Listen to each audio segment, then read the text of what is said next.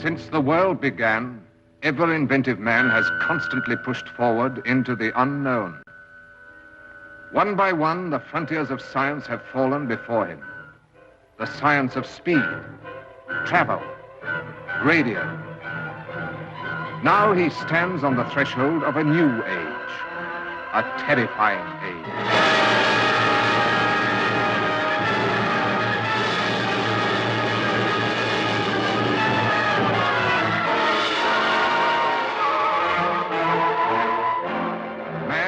Forward into the unknown.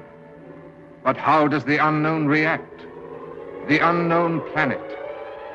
Planet X.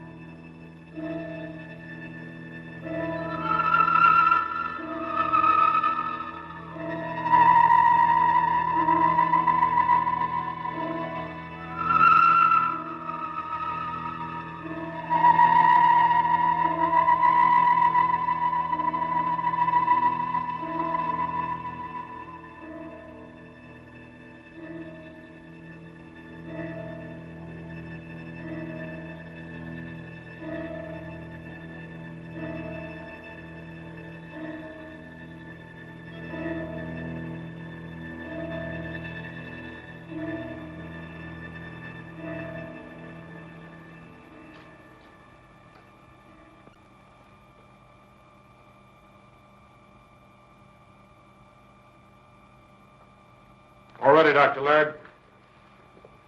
Right. Circuit A. Circuit A. Circuit B.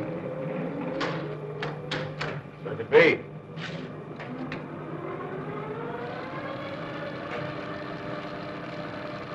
All right, Gil. Get in GF2. Yes.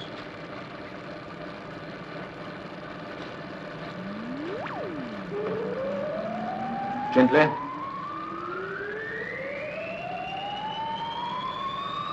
Gently. GF2, enter. Say as you fool. Get away from there!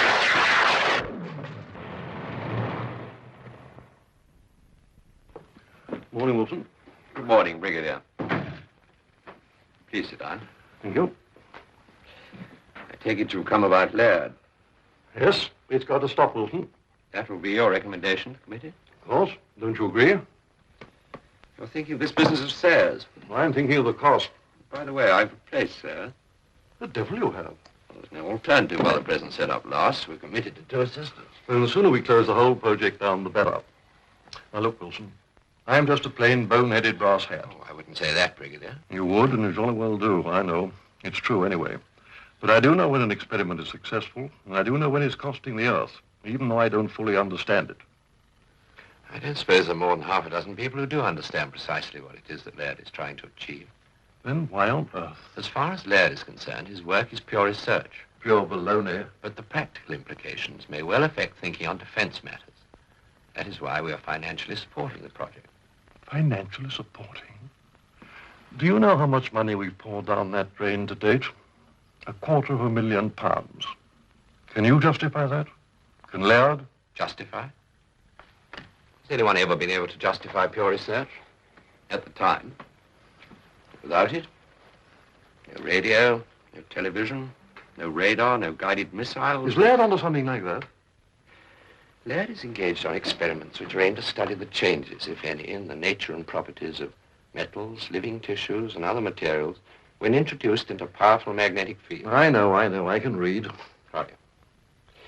If Laird can produce a magnetic field more powerful than any that has been produced before, if he can demonstrate that important changes do occur... Has he? He's nearly bumped off Sayers, and he's having trouble with his equipment. He was on the phone this morning. He's asking for more... More? Oh, this is preposterous. I'm going straight down there this morning to get to the bottom of this piece of folly. Well, it might be a good idea, Brigadier. Oh, seriously, though, Laird tells me he's already had some limited success. You might check on that. I certainly will. Oh. I promised to send him this. Perhaps you would take it. What is it? A piece of metal. An alloy such as used in aircraft. What's Laird supposed to do with that? You can tell him if you like. I'd love to. In that case, you'd better take this piece, too. I'd like to think that one experiment, at least, was some use to the country. Is this the same? Well, actually, no. I want a testing on both eventually. You're going straight away? Yes, this morning. Good. We have to soften the old boy up and his new assistant. It's a woman. A woman? Yes. I can hardly wait to tell him.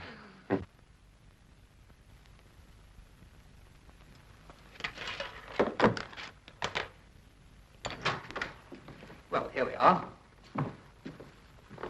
Oh, Gil, this is Brigadier Cartwright from the Ministry. How do you do, sir? How do you do? This is Gil Graham, Brigadier, my chief assistant. He's from McGill in Canada.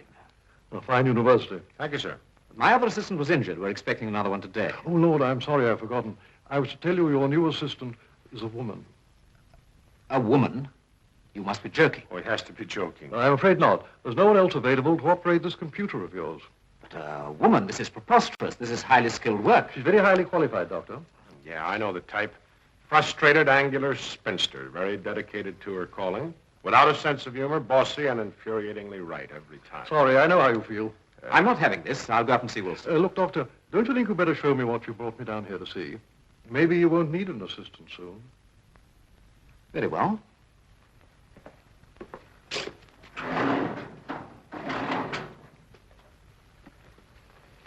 Bend this.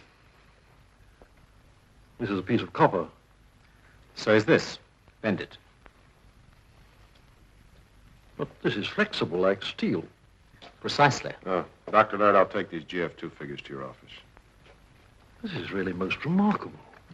It has had its molecules realigned in there.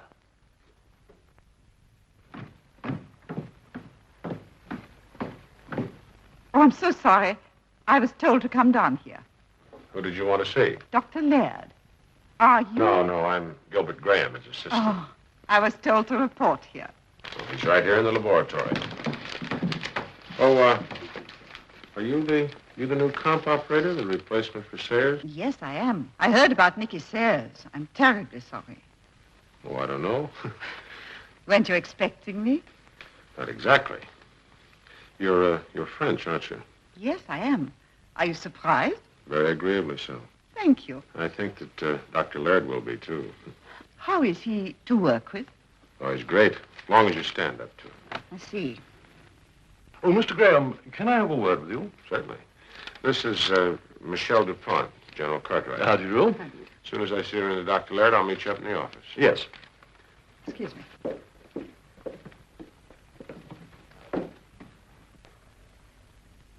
This business of altering the molecular structure of metals, has he got any defense angle?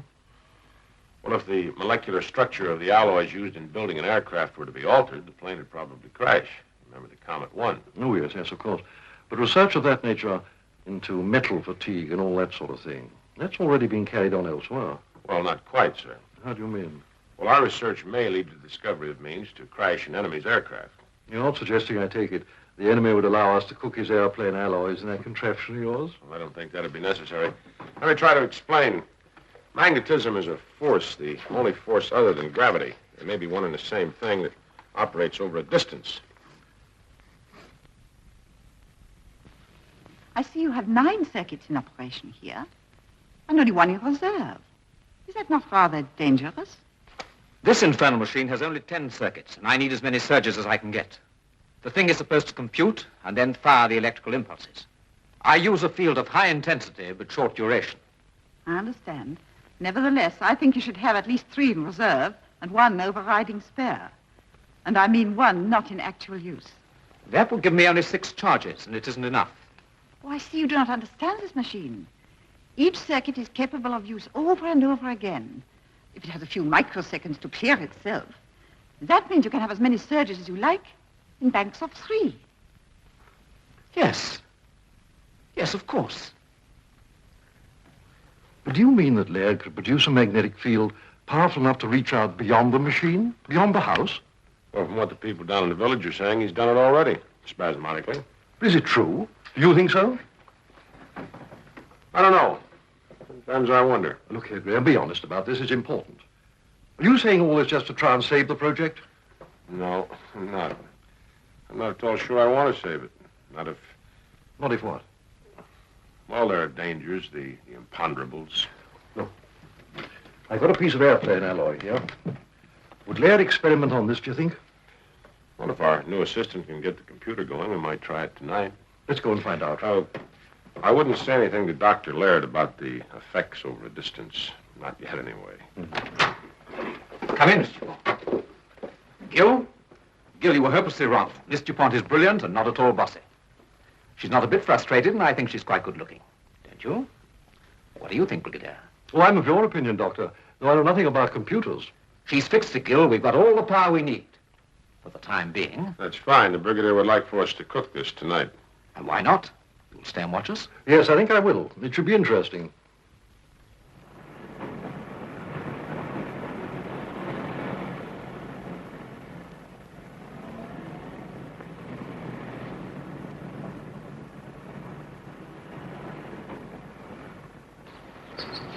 Hello. Hello. Have you got one yet? No. Jane! What do you mean, talking to that tramp? How dare you? He's nice. I met him in the wood yesterday. What? He likes insects, too. He's promised to give me a flea when he can catch one. I'll give you a flea. Come on in this minute. How many times have I told you not to speak to strange men? Tell me, what do you do for entertainment here? Entertainment? Yes. Well, we have television. Of course, we don't have much time for that sort of thing. Once in a while, I combine my pleasures and watch it down at the village pub. Oh, I adore English pubs. Do you often go? Often as I can. Like to join me sometime? I'd love to. Good. But I warn you, though, we're not very popular down there. No? Why? Well, they seem to think that some of our activities up here create some odd interferences in their TV and radio. Is it possible? Dr. Laird doesn't think so. And you? Do you think so?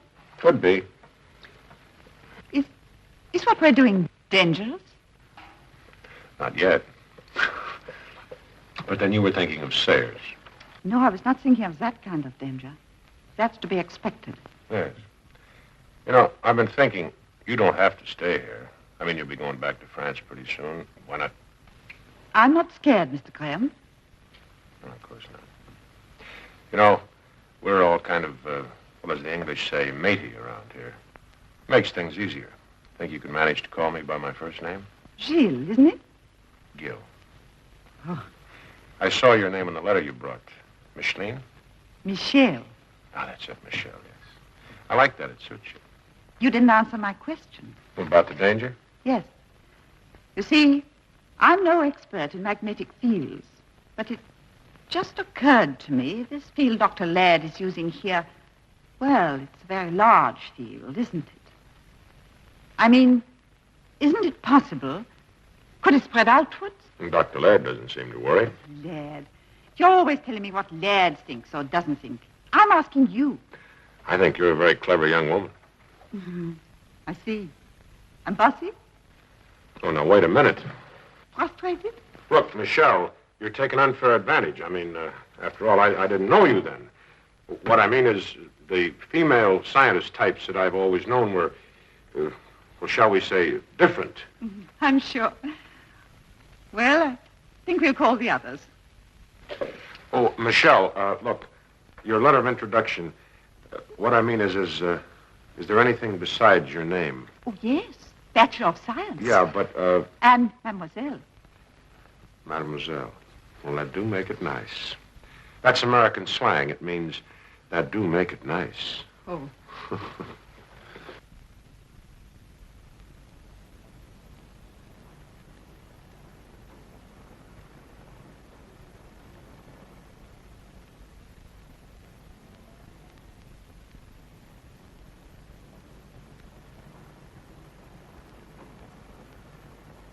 Well, Doctor, I'd like to get back tonight. Do you think we could start?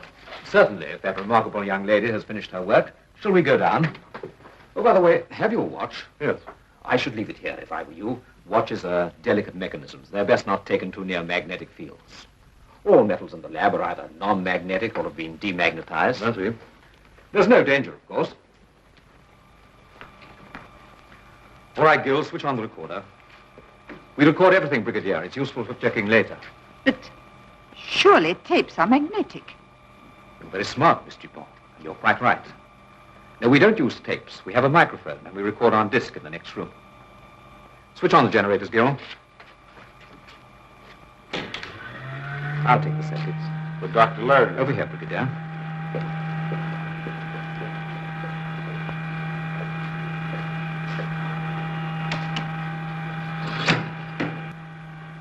Do sit down, Brigadier. Thank you.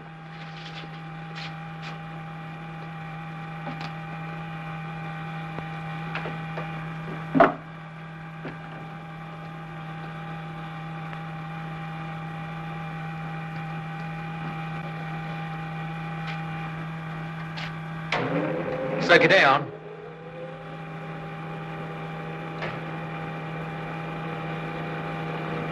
Computer? Computer on. Circuit B on.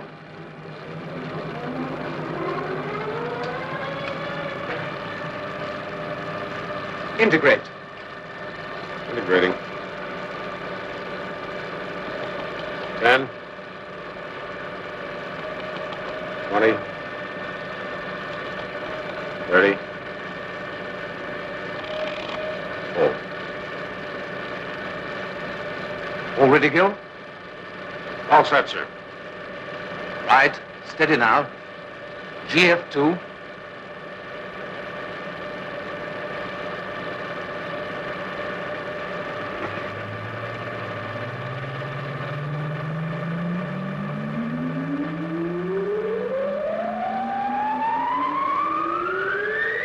Gently. Gently. GF2 over.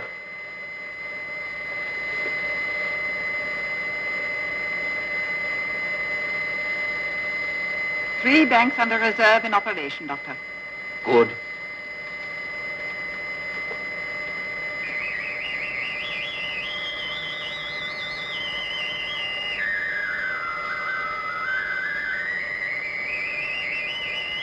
Switching off power! Look out, Michelle!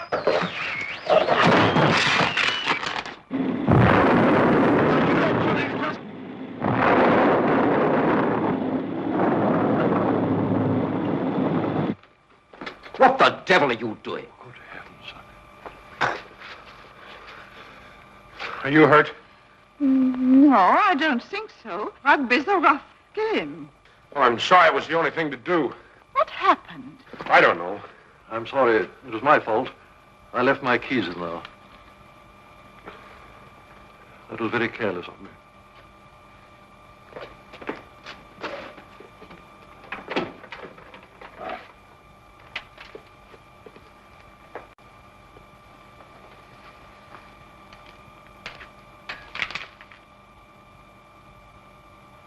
You seem to have been successful, Doctor.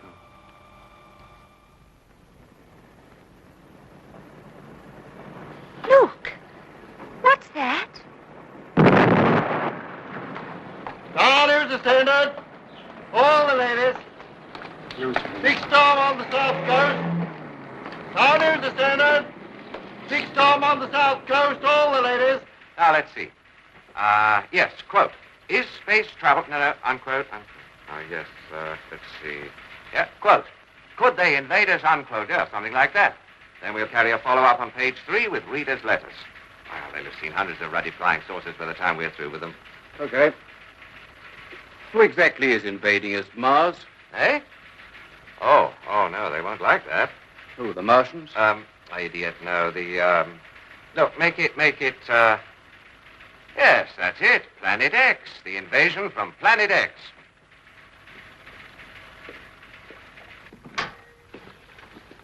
Well, that was some of your bold farce, if you don't mind my saying so. Yesterday you were all for folding up poor old Laird. Today you tell the committee. Look, Wilson, I couldn't say all I wanted to in front of the committee. Hey, they're supposed to be in the picture. They have to decide. Now, the picture's changed. This affair is too big for the committee to handle. There are security risks. I'm afraid I don't quite follow. You showed us the alloy, and I'll admit it was most impressive, but we knew something of this before. I showed you and the committee one piece of alloy, the piece Laird put into his apparatus. Now, this is the other piece you gave me. Look. Now, that remained in this case during the whole experiment. It and the case and the hook it is hanging from ended up by flying right across the laboratory and almost injuring the new assistant. Not another one. Oh, she's all right, thanks to Gil Graham. But don't you see, this wasn't in the confounded witch's cauldron. I see. Do you? Look at this. That fell off the TV aerial on Laird's roof. It's a different alloy, but it's gone the same way as the rest.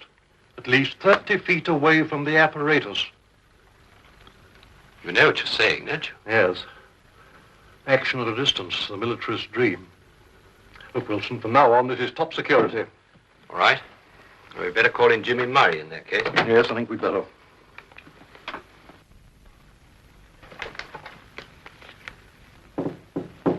Come in. Hiya, how you feeling?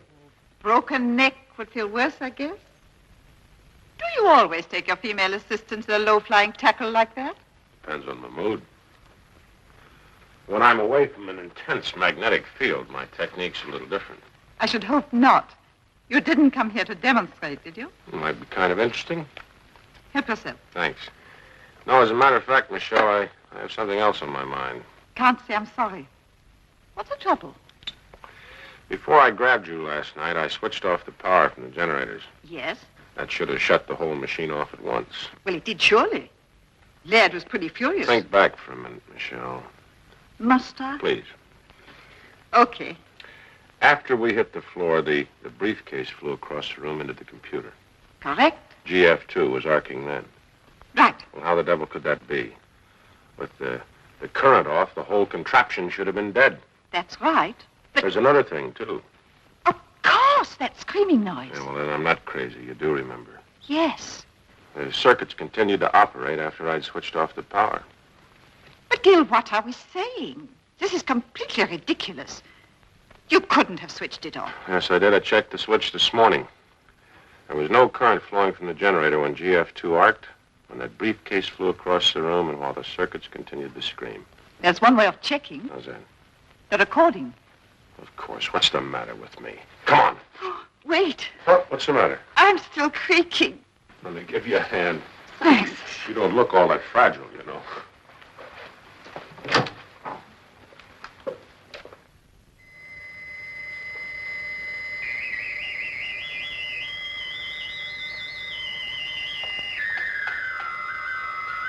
This is the bit.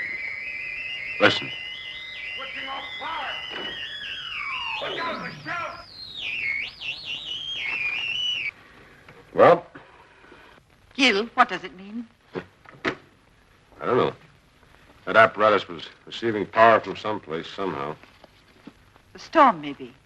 No, that's absurd. Not very likely. Gil, I'm scared. Yeah, well, so am I, Michelle.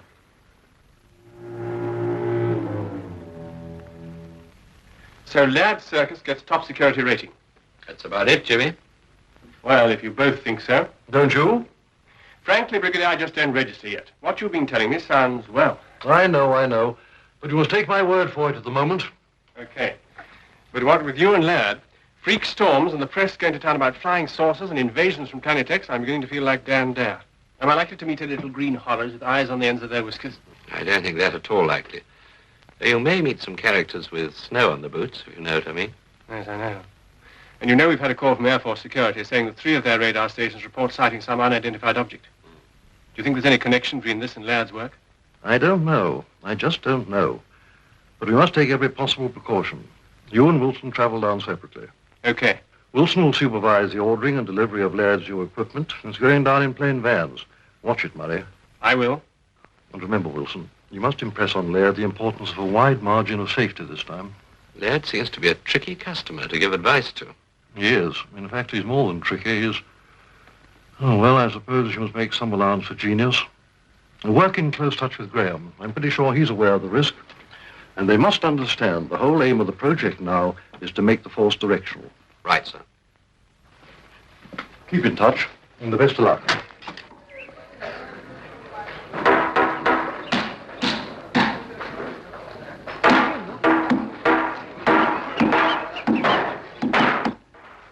I hope that fence will work. It's costing enough. Yeah, it should. Form an anti-magnetic screen. Particularly ugly one.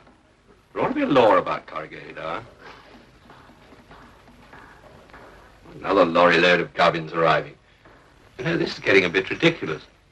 Besides, creating a condenser to make it look like a sideboard is darned expensive. I better go down and check it in. Right. Oh, Gerald, when you're finished, I'd like to have a private word with you. Okay, I'll be back.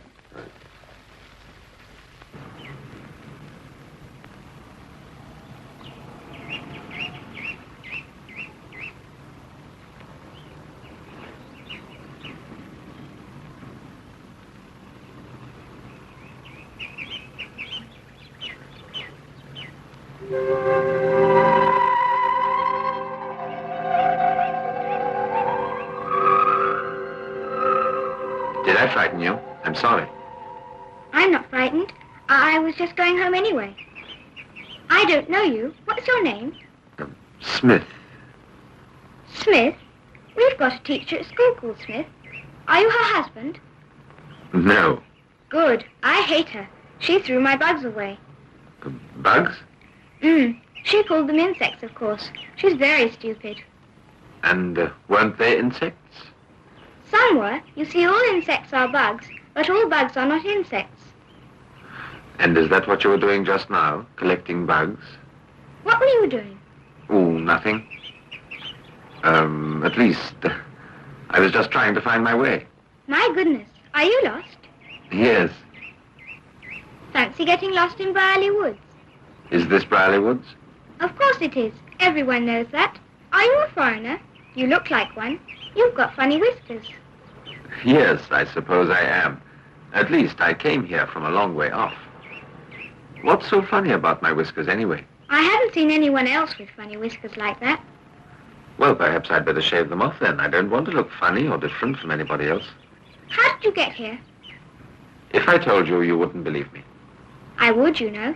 Even if I said I came on the back of a giant dragonfly? Oh, no. There aren't any giant dragonflies. Then how would I come from? There aren't any giant dragonflies anywhere. What about on the moon, then? Oh, well, if you come from the moon, that's different. Where are you staying? I don't know. As a matter of fact, I'm looking for somewhere to stay. I expect we could have put you up at our house. Only there's a new lodger coming today. I don't think I shall like her. Her name's Forsyth, and she's going to be the new teacher at our school. Is there anywhere else round here I may be able to stay? I don't suppose they'd put you up. They're very narrow-minded. Oh, of course. Are there any big places round here, you know, factories, workshops, anything like that? Nothing like that. Only Dr. Laird's house, of course. But it's no good going there. He's a mad inventor. And what does he invent? It's a secret. No one knows. Well, I must go home. Why is Dr. Laird mad? Almost every night he switches on his machine and busts up all the television sets. Where does he live? It's no good. He won't take lodgers. You can see his house from the top of the hill. Goodbye. Goodbye.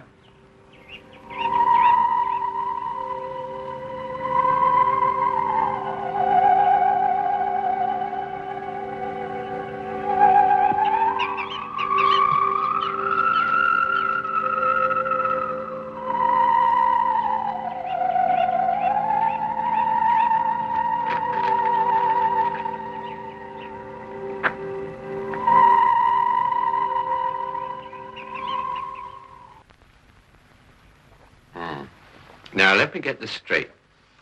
What you're trying to tell me, as I see it, is that this fearsome contraption of yours went on working after you'd cut off the current. Is that it? That's it. I speak from unfathomable depths of ignorance, but is that so very remarkable? Of course it is. If I switch off, say, an electric fan, wouldn't it go on turning for a while, momentum or something? Yeah, but you wouldn't get an electric shock from the terminal.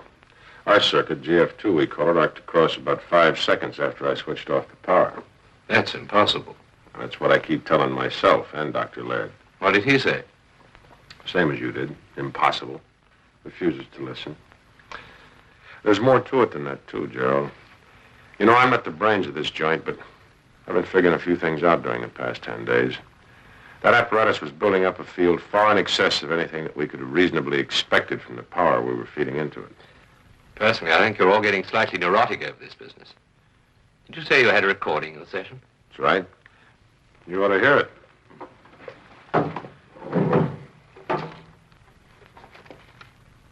It's funny. It's gone. This looks like a case for Jimmy Murray. Where is he? On his way down from London. I promised to meet him for a pint in the Crown and Mitre this evening.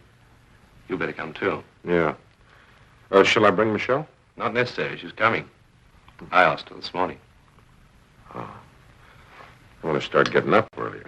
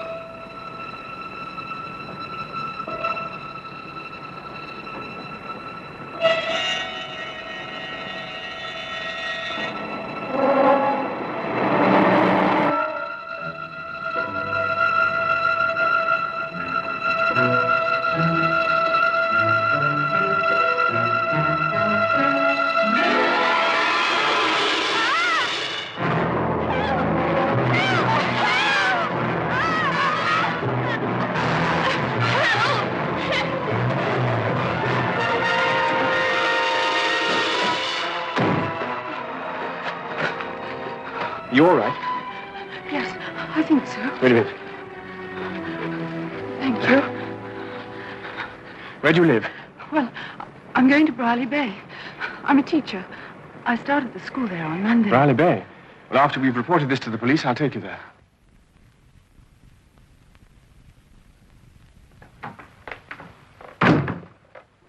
Please sit down, Miss Murray. Thank you, Inspector. We're taking a statement from Miss Forsyth now. I understand you're taking her on to her lodgings at Brierley Bay. Yes, I'm staying there myself at Dr. Laird's establishment. Inspector, what are you going to do about this man? Well, we'll comb the woods, of course. But first, let me ask you a question. Do. I don't say I shall be able to reply. I know you security chaps. But this is important. You see, a man has been seen in the woods, and it's been reported that he has a large burn mark on his face. Tell me, has Laird been using radioactive materials? I can tell you that, Inspector. The answer's no. Definitely no. Thank you, sir. Well, we'll have to try another line of approach. Come in. Miss Forsyth's ready now, sir. Right, just coming. Well, goodbye, Inspector. Goodbye, and thank you very much for all your help.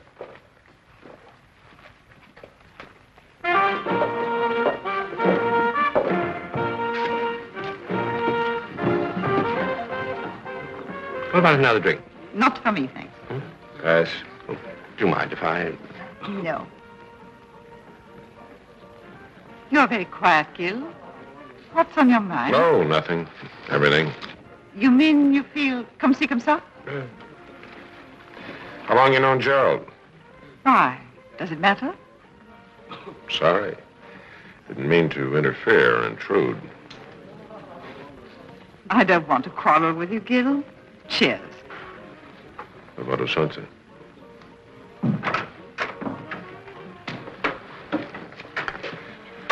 You know where that man Murray is? He was supposed to meet us here. What do you have, sir? What's that? Oh, Bob's. Mild and bitter. I'll have that. Certainly. That elfin music you hear comes from a proper band. At last. Sorry I'm late. Okay. Meet Michel Dupont and Gil Graham. How do you do? Oh, yeah? What's the trouble? Things have been happening. There's a maniac at large in the woods. A what? You maniac.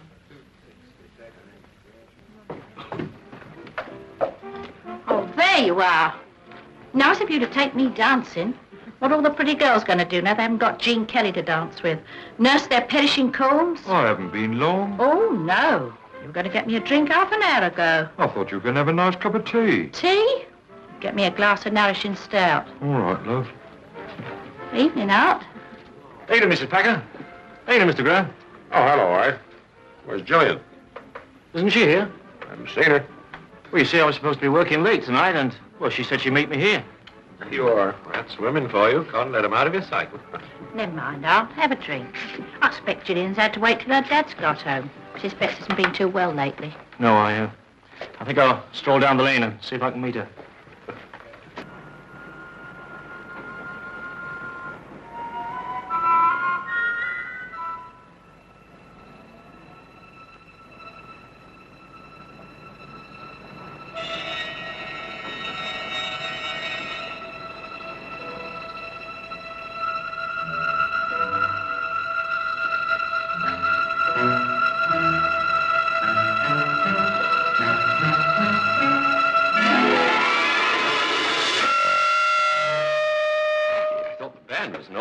The microphone was too near the loudspeaker. A syndrome. That's it. That's what was the matter. We had a syndrome in the magnetic field. You all right, old boy? What the dickens are you babbling about? You understand, don't you, Michelle? Yes, I believe I do. Would you mind explaining? You've both gone crazy. Did you hear that screech from the loudspeaker? I'm not deaf. Yeah, well, look, the microphone was too near to the speaker. The sound goes in, it comes out louder. Back into the microphone and around and out louder still, and so on and so on. It's called a syndrome. You mean a sort of vicious circle? That's right. And if you don't put a stop to it, it keeps piling up until the amplifier or some part of the circuit goes bust. I get it. But why all the dramatics? You got your car here? Yes, why? I want to get back to the lab. What, now? I've got to see Dr. Laird right away. You do understand, don't you, Michelle? Yes, I do. I think you ought to go. But can't you tell us what all the excitement's about? I'll try and explain. You must go. You'll be all right, won't you? Of course. Come on, let's go. Gerald, I'm sorry, but this is important. Gil, I hope you know what you're talking about. So do I. Let's be practical, my boy. You make an excellent theoretical case for the build-up in the field being syndromic. But where exactly in the circuit does the phenomenon occur? As I see it, it's between these two circuits. You have a first-class brain, Gil. It's a pity that you allow your imagination to run away with you. Meaning what? Meaning that in the first place, you have reached the correct conclusion from the wrong premise. Well, I don't understand. Secondly, that you are allowing the self-evident fact to scare you. You were driven to your clever piece of reasoning by worrying about a lot of silly tittle-tattle. Freak storms and the like. Haven't you considered the possibility that we might have caused some of the things which took place that night? I never consider anything which might interfere with my research. Seems rather short-sighted, doesn't it? If one always stopped to calculate the risks, there would be no research. But you think I'm right about the syndrome. I know you're right. I reached the same conclusion over a week ago. Well, but you said nothing to Because I knew you would be all for delay. Well, wouldn't that be the wiser course, Dr. Laird? I don't think so. We have accidentally stumbled upon the secret of producing an enormously more powerful magnetic field than we had ever hoped for. We have saved ourselves years of work, and you want to throw those years away. No, I don't want to do that. I just feel that we ought to proceed with the utmost caution. We have new equipment, more powerful generators, but the same circuits. We have taken great precautions. The iron fence, for instance, the direction field, better insulation, and the screening between the terminals of GF2. Yes, well, as I see it, the screening of the GF2 terminals is the main danger. It's like putting a 6-inch nail across a 5-amp house fuse. Perhaps you would allow me to be the best judge of that. I've been engaged in this work all my life. Well, I'm sorry. I didn't mean to sound impertinent. Not impertinent, just frightened. And a frightened assistant is no good to me. If you would care to terminate your appointment here. Of course not. I wouldn't think of deserting you at this stage of the game in any case. Please do not allow questions of personal loyalty to affect you. Under the circumstances, I wouldn't. I was thinking more of the complicated operation of the apparatus. It's not so complicated now, you know. It would be possible for only one person to operate it. Yes, sir.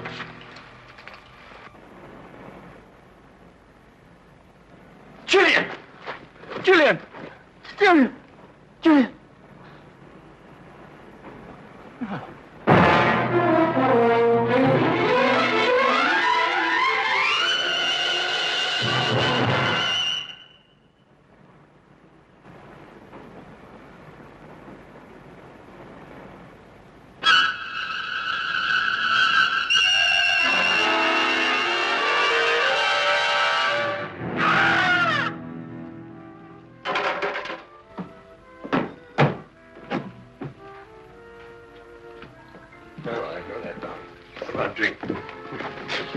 Was the bar closed? Yes, sir. The dance goes on till midnight.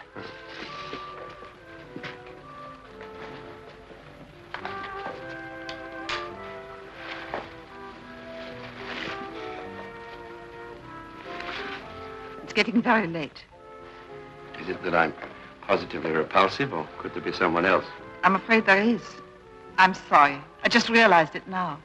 Gil? Please, let's go. Lucky devil. Ah, Miss Dupont, you going? Yes, why? It's Gillian Betts. They've just found her. Is young Art here? What's happened? An accident? No, sir. Not an accident. Murder. Murder? Where was this? In Brierley Woods, sir. It's a maniac. Yeah, are you quite sure sir, that... I can't say any more. No. Of course not. Darling, you all right? Yes, but can't we go? You are together, sir? Yes. And you have a car? Oh, yes. And that'll be all right. Only you see, we haven't found the fellow yet. And what about you, sir? Are you with the... No, officer. I'm alone.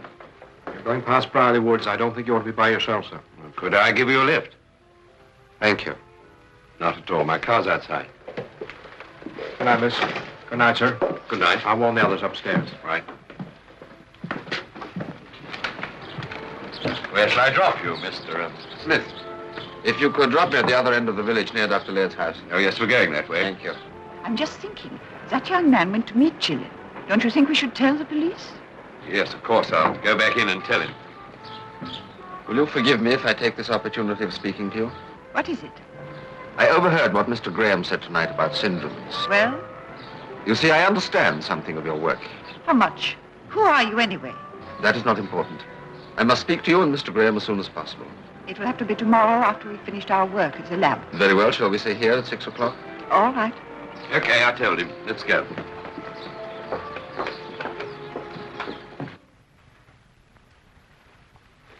Did he give you any clue as to why he wanted to meet you and Gil? Not really, but he seemed to know a lot about our work. You didn't tell him anything. Of course not, Jimmy. I'm not that stupid. Well, I don't like it. I just don't like it. Who is this chap Smith? Know anything about him, Gerald? Not a thing. Gil? I saw him for the first time tonight at the dance. Gerald, when you took him in the car tonight, did he say where he lived? No, he just told me to drop him near here. Yes, he said it was okay to drop him here. That's right. He must be staying in the village. Well, that should make it easier for us to keep tabs on him. Gil, Michelle, you must meet him tomorrow evening, as arranged. What's the drill? See if he tries to pump you about Laird's work. Find out all you can. Right. How did Laird react to your inspiration, Gil? Well, the syndrome? He guessed it already. No, that's tough. Is he going to foul things up? Nope. He's pressing on regardless. You're worried, aren't you? I am. I'm in a bit of a fix. I don't like to go behind the old man's back. I think we're moving along a little too fast. That apparatus is ready to work, but nobody knows for sure what it'll do. Doesn't Laird know? You try asking him. I almost got sacked tonight. Oh, no, Gil. Would you like me to contact Cartwright? Well, I think we should in any case. But he better not come here, not with Laird in his present mood. I agree. Well, then. Well, police headquarters. Poor old Inspector Burns ought to be put more in the picture. We may need his help yet. Just as you said, Jimmy. I'll phone Cartwright in the morning. I'll meet him at the station in the car. Well, if there's nothing else, I'm for bed. Would you mind? Oh, yes. Coming, Jimmy? Oh, yeah. I'll see you two before you meet Smith. Good night. All right, good night. Good night.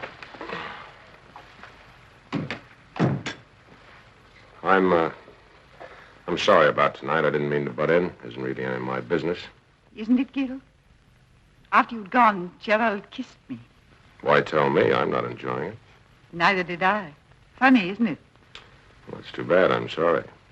Are you really? Not really.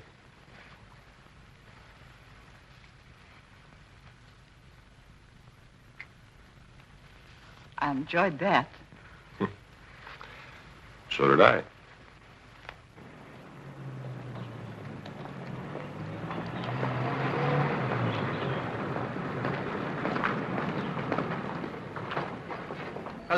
Hello. Feeling better? Yes, much better, thanks.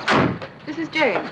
I'm staying at her house for the time being. She's taking me to see the school. I'm going to catch a beetle for her. They're horrid looking. I'm terribly thrilled about that. When does school start? On Monday. I've got the key from the head so I can look around my classroom and get everything ready. You look like being busy. What with beetles and school. Look, I'm rather tied up today, but I thought of taking a boat out tomorrow, Sunday. When did you think about that? Just a moment ago. I can't think why. Care to come? I'd love to. Well, I must fly now. Got to meet my chief off the train. Oh, by the way, Jane, ever met a man called Smith in the village? No, but I met a Mr. Smith in the woods. What? He's nice. He helps me look for insects. Oh, well, if you meet him again, try and find out where he lives, will you? I can't. So that's our school, Jane. You going in, Miss Forsyth? Yes, I must. Oh, well, if you must. And you? I'm going to look for that beetle larva. All right, but don't be late home. You promised your mother. I won't. Goodbye. A lot of beers here, George. Thanks, sir. There we are, thanks. Is this right? Thanks, sir. All right, Mr. Smith. Shoot. I'll come straight to the point, Mr. Graham. I overheard your conversation last night, and that led me to suppose that you were concerned with Dr. Laird's experiments. Oh, I see. And what's your interest in those experiments? Will you accept for the moment that it is purely scientific? Go on. I take a great interest in the subject of magnetic fields, Mr. Graham. Why not? What's that got to do with Dr. Laird's experiment? Will you also accept that I am not a complete fool? All right. Thank you. Dr. Laird is no doubt a very clever man. He must be to have built an apparatus capable of recently causing such atmospheric disturbance. However, I suspect he is also a single-minded man and possibly an unimaginative one.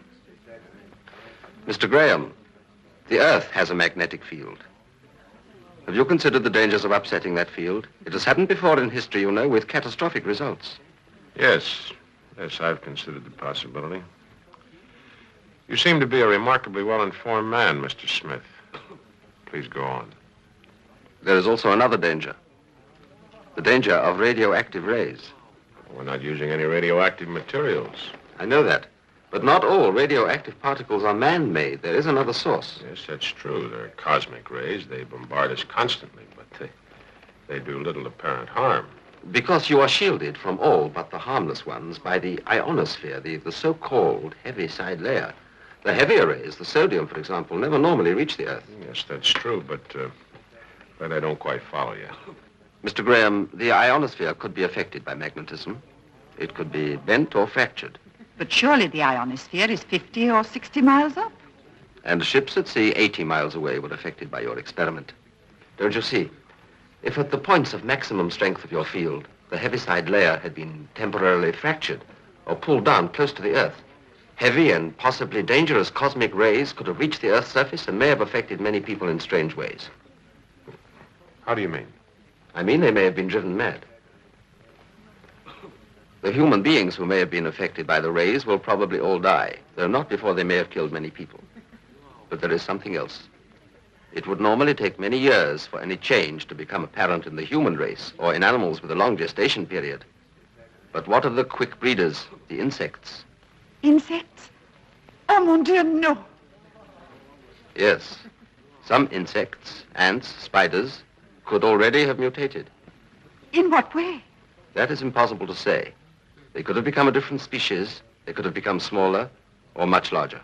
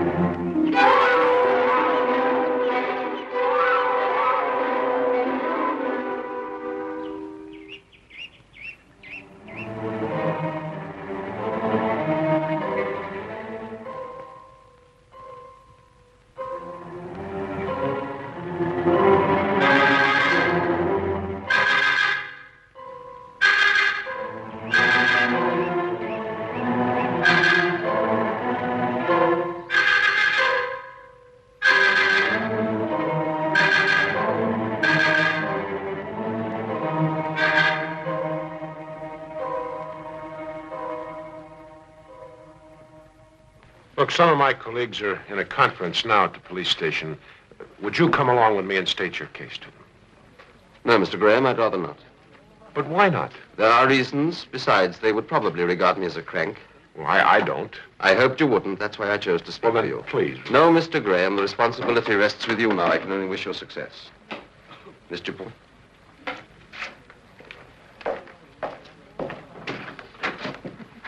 Well, Gil, what do you think? I think you may be right, Michelle. Look, I want to go see Cartwright. Can you make it home all right alone? Of course. Darling, make them believe you. I know you can be very persuasive when you want to. Right. Excuse me, miss. Being as you're a scientist, I wish you'd look at what our Jane's found. I rang the police, but they didn't say much, and, well, I don't like the look of it. Do you have something to boil this in? Well, yes, I have. You boil it immediately. Boil it, miss, but... Please, Mrs. Hale, don't argue. You boil it. You understand you boil it. It's very dangerous. And incidentally, you lock your door and close all your windows and keep everybody inside. But what about Miss Forsyth? Who is Miss Forsyth? My new lodger, the new school teacher. She's still out. She went to the school this afternoon. Where is the school? Well, the quickest way is through the woods. There's a path opposite. Don't worry. I'll find Miss Forsyth. The whole idea is utter nonsense. The chap's trying to scare us off. I'm surprised at you, Gil. I'm inclined to agree. I certainly think this man Smith needs pulling in for further questioning. Do you know anything about him, Inspector? Not a thing. But then there are quite a lot of Smiths about. Exactly. He's too good to be true. Who is he? Where does he come from?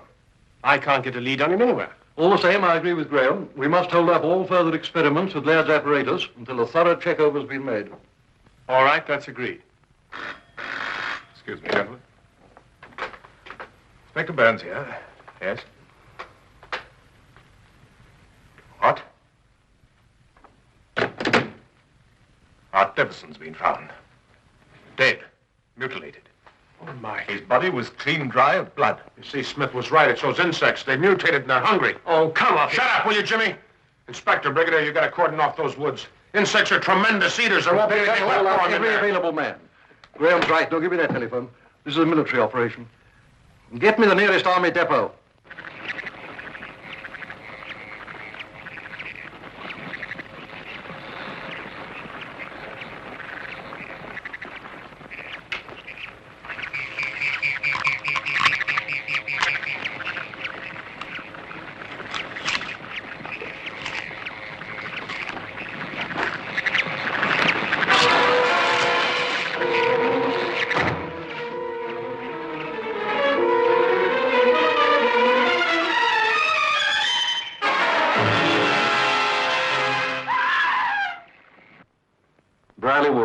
That's it. Goodbye. Graham, get down to the lab at once. On no account must Laird touch that damn machine of his. Yes, sir. Where's Wilson? He should be at Laird's house. I'll phone him. He can have a word with Laird. Yes, son? Oh, sir, I didn't think it was important at first, but now... Well? Mrs. Hale, sir. She rang up to say her daughter had found a whopping great egg. What was that? An egg, sir. Who said that? Mrs. Hale, sir, and she said that her lodger, a Miss Forsyth, was out late. Oh, no. Does she know where she went? She was at the village school, sir.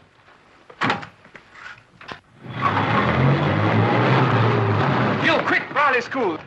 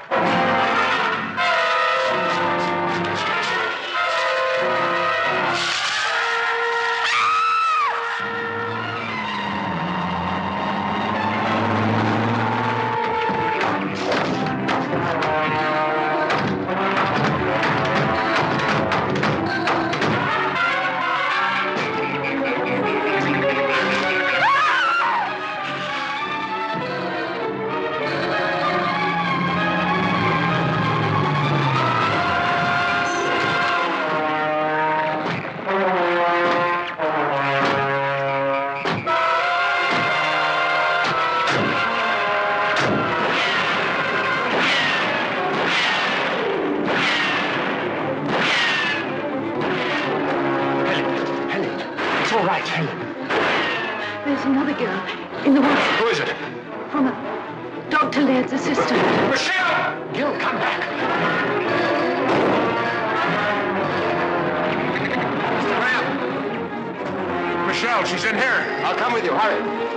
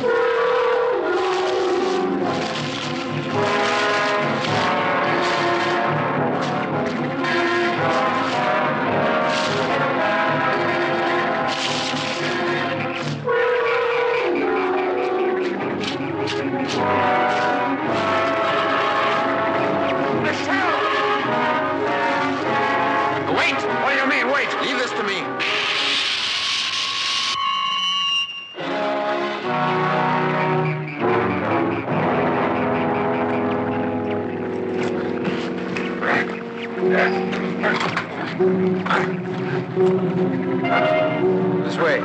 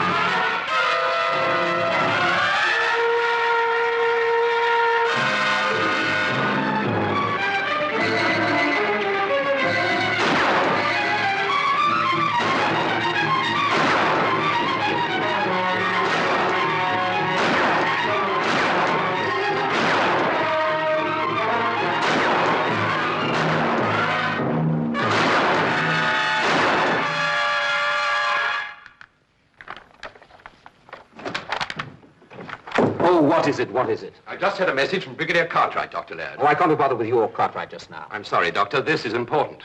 So is this. Much more important than anything Cartwright has to gossip about. And I'm nearly ready for testing. It's about that. You mustn't operate the machine. I mustn't operate my own apparatus. Did you say that... I'm afraid I did.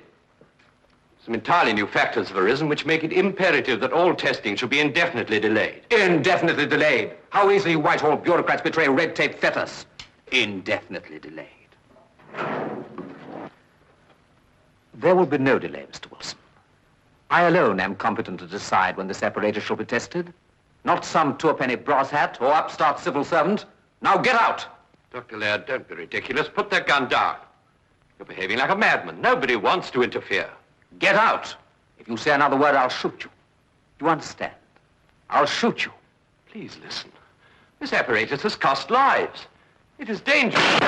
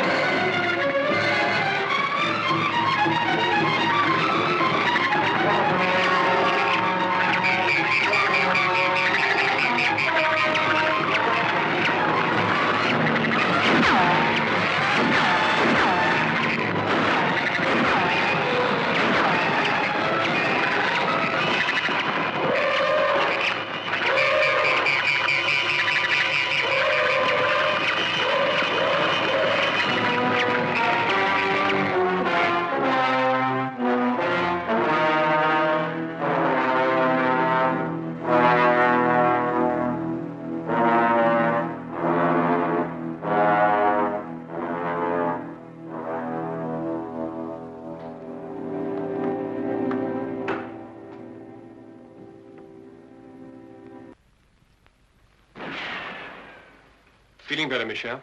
You're going to be all right, Michel. Well? I think we've covered this section of the woods, Mr. Murray. I wouldn't like that job again. Any casualties? It's a good job we acted when we did. The woods were thick with eggs. Another few days and we'd... Yes, all right. There's to be no relaxing. Keep patrolling all night, and tomorrow we'll have a thorough comb out. You better report to Brigadier Cartwright straight away. Right, sir. Good Lord. To think we have to do this in every wood in the country. That will not be necessary, Mr. Murray. Hmm? Mr. Smith, one or two questions I'd like to ask you. Where do you come from? Jimmy, I'm afraid that's going to be a kind of an awkward question for him to answer, isn't it, Mr. Smith? Yes, indeed. You said that some of the RAF boys had reported unidentified objects flying south. Yes, that's right. Usual sort of nonsense. Yes, well, this time it wasn't nonsense, I'm afraid. Was it, Mr. Smith? I landed here shortly after your first disastrous experiment. Landed? What are you talking about? This is difficult. Let me put it this way, Mr. Murray.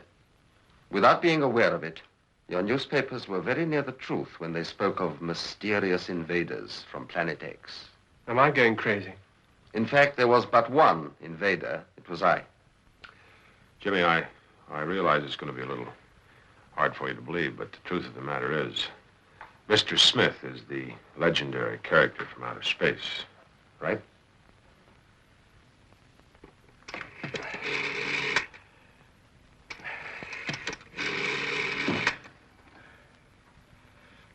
Get me Brigadier Cartwright. Hurry. Cartwright here. Cartwright? Wilson here. Listen. Laird gone mad. What's that? No. Don't talk. Listen. He shot me. Come. Quick. Heaven's sake, come. He's alone. Wilson! Wilson! Wilson! Wilson! Wilson! We've had your planet under close observation for many years. Flying saucers? That's what you have chosen to call our spacecraft. We've also been monitoring your radio. That's how I come to speak passable English. But you're like us. Is that so very surprising, Miss Forsyth? There are many planets with the same physical conditions as here on Earth, and on them life has gone through the same evolutionary processes. Where is this Planet X? If I were to tell you, you would neither understand nor believe me. Time and space are still the great mysteries to you. Why have you come to pay us this visit? Because of your experiments in magnetism. You brought down one of our spacecraft on the night of your experiment. Our craft used the planetary lines of magnetic attraction as their means of propulsion. That's why we were so concerned with your experiments. Alarmed, I might say. We had to act in what you would call enlightened self-interest. Is that the only reason that you came? No. We've never interfered with your development before. But this time, your entire planet was in danger. It still is if you continue with your experiments. You mean we might reverse the Earth's polarity, tilt the Earth on its axis? Yes, I do. It has happened before, but then the force was extraterrestrial. I thought you said there was no further danger from these insects. That is correct. We were able to calculate the center of disturbance and the points of maximum intensity. This, I assure you, is the only place on land to be affected by cosmic ray bombardment. On land? There were some areas in the sea. There, life will have been spontaneously created, microscopically, just as it was millions of years ago, before there was an ionosphere to protect you. You've had a very narrow escape, Mr. Graham. Well? Message from Brigadier Cartwright, sir. Will you and Mr. Graham come down to Dr. Laird's house immediately? What's happened?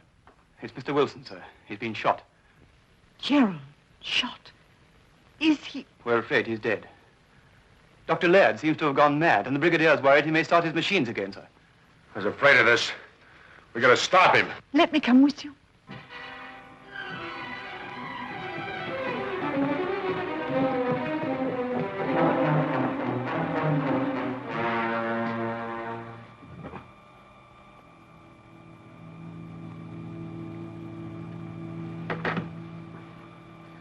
Just like I thought. Locked and bolted. We could break it down, I suppose. Well, we might, but it'd be a tough job to take ours. Oh, that will be enough to set him off.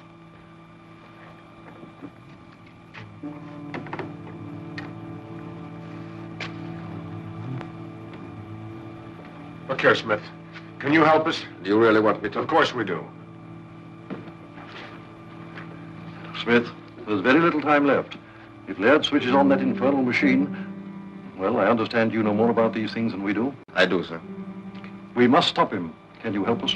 Look, how about that gun thing, the one you used to kill the spider with? No. I can help you, but the decision for what I do must be yours. Go on. It is a question of one man's life, or perhaps the very existence of the Earth. That's not a difficult decision. For us, it would be. Life is more simple for you.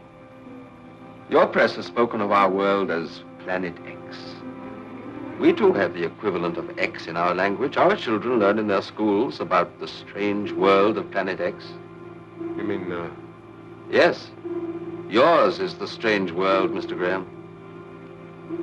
Brigadier, if I were to destroy this machine, would you promise me not to rebuild it? I give you my word. Without Laird, I don't think we could. Right, Graham? Absolutely right. Very well. I want you to take your men away from the house, well away. What are you going to do? Mr. Graham, Mr. Dupont, would you come with me, please?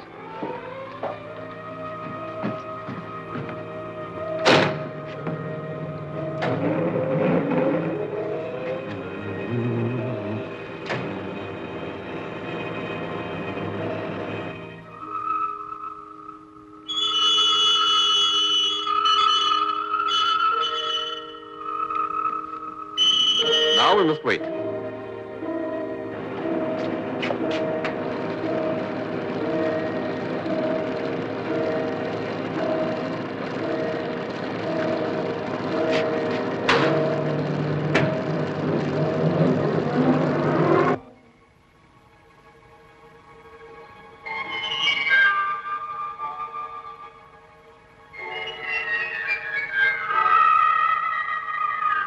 There it is.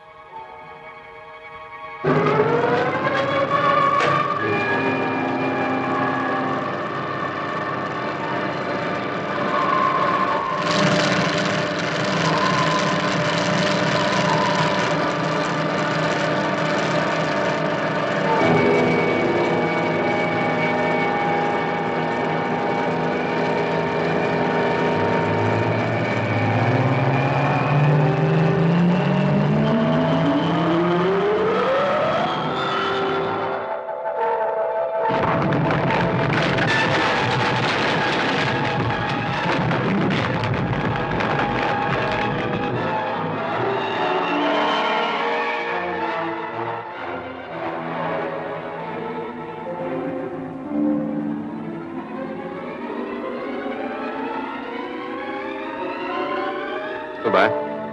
Will you come back? Who knows?